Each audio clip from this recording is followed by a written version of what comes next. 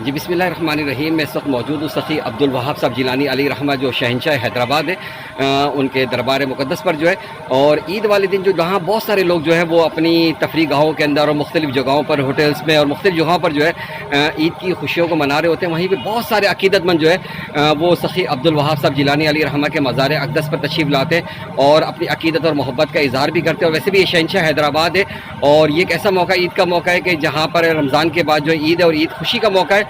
और ऐसे मौक़ों पर भी जो है अक़ीदतमंद जो है वो मज़ार अक़दस सखी अब्दुल वहाब साहब जिलानी अली रहमा जो शहंशाह हैदराबाद है उनके दरबार पर आकर हाज़िरी देते हैं और अपनी अक़ीदत और मोहब्बत का इज़हार करते हैं। तो आज भी मैं देख रहा हूँ कि माशाअल्लाह से ईद का ही दिन है और लोग जो है बड़ी तादाद के अंदर जो है यहाँ पर मौजूद आ भी रहे हैं और मुख्तलिफ जो है अपनी अक़ीदत और मोहब्बत का इज़हार भी कर रहे हैं। तो यहाँ पर भी आज अल्हम्दुलिल्लाह हाज़िरी का मौका मिला। वॉइस ऑफ हैदराबाद से मोहम्मद इमरान।